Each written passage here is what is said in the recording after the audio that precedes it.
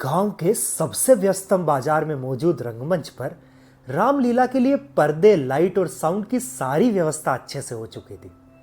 राम का किरदार निभाने जा रहा था राघव, वो राघव जो अपनी दादी से राम की कहानियां सुनकर बड़ा हुआ था।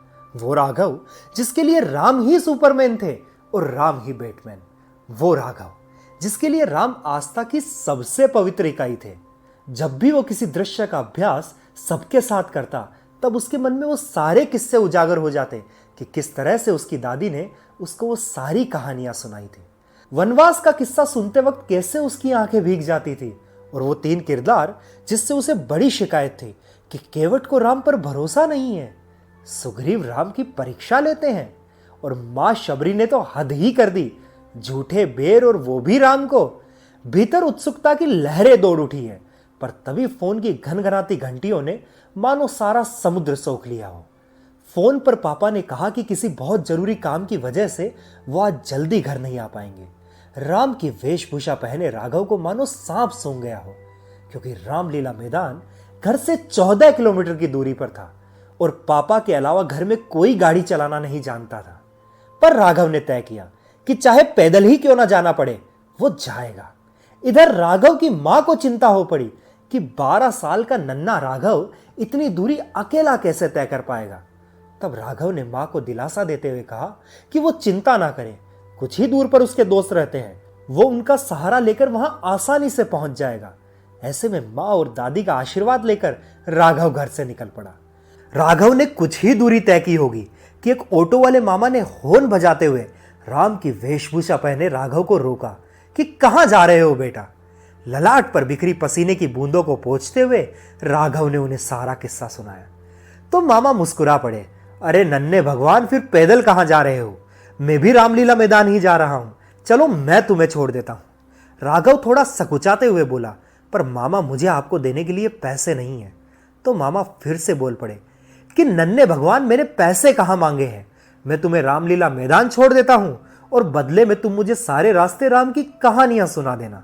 और इस तरह चलते चलते कब 13 किलोमीटर निकल गए पता ही नहीं चला कि अचानक ऑटो के इंजन से धुआं निकलना शुरू हो गया और राघव की यात्रा फिर से मुश्किल पड़ाव पर। ऑटो वाले मामा को धन्यवाद कहते हुए राघव ने अपने बैग में से अपना गुल्लक निकाला, जो उसे उसके बर्थडे पर उसके पापा ने दिया था। उसमें अब तक वो सिर्फ 6 रुपए जमा कर पाया था, पर बगैर दोबारा सोचे उसने गुल्लक तोड़कर 6 रुपए झट से मामा की तरफ आगे कर दिए। मामा ने मुस्कुरा कर कहा कि नन्हे सरकार, आज आप राम के अवतार में हैं, तो मैं आपसे यह चंद सिक्के लेकर आपको सस्ते में नहीं छोड़ूंगा।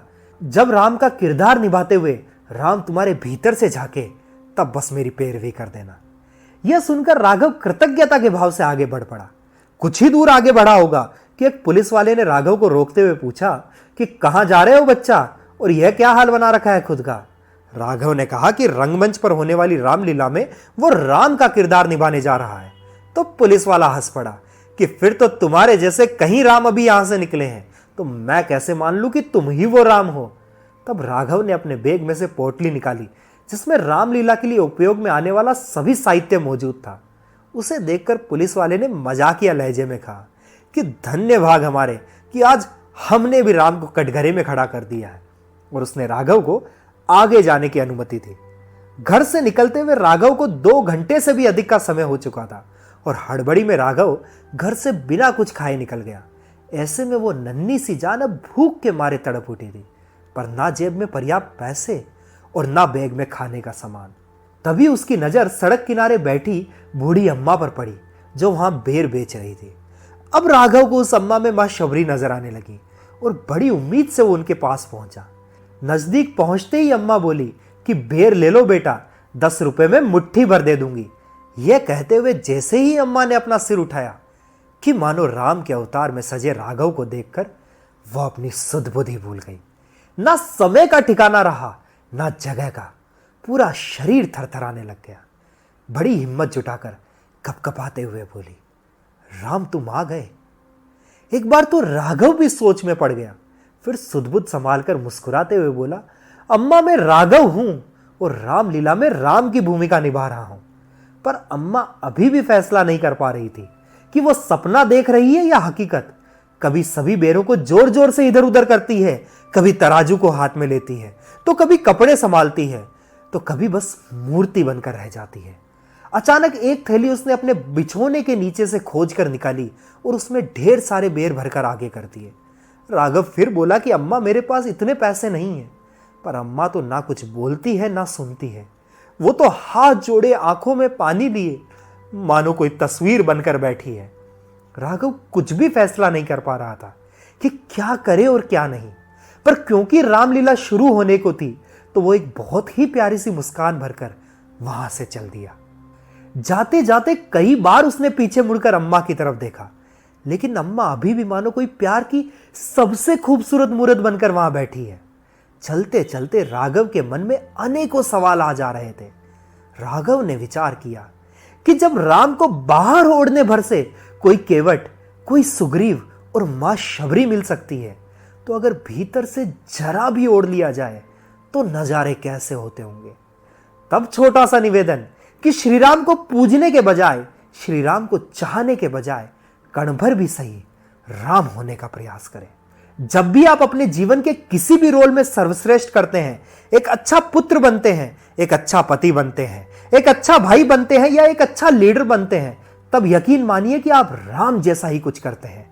और यह सब करते वक्त अगर स्थितियां विपरीत हो तो खुद को कहें कि अभी वनवास चल रहा है, और अगर समय अनुकूल हो तो समझे कि अयोध्या का राज चल रहा है। क्योंकि असली राम राज्य हम सबके भीतर से बाहर की तरफ चलता है, बाहर से भीतर नहीं आता। जब हमारे कुछ कहने से मां खुश हो जाती है तब राम आते हैं। जब हमारे किसी कार्य से पिता का सिर ऊपर उठता है तब राम आते हैं। जब हम नारी को मान देते हैं, उसका सम्मान करते हैं, तब राम आते हैं। और जब हम अपने भाई का हर मुश्किल में हाथ जुटाते हैं तब राम आते हैं। तो याद रखें कि बजाय आप राम को बुलाएं, राम खुद आए। क्योंकि राम कोई मंजिल नहीं है, यह तो बस एक यात्रा है। वर्णमाला के सभी अक्षर हैं, बिना मात्रा है। जय श्री राम।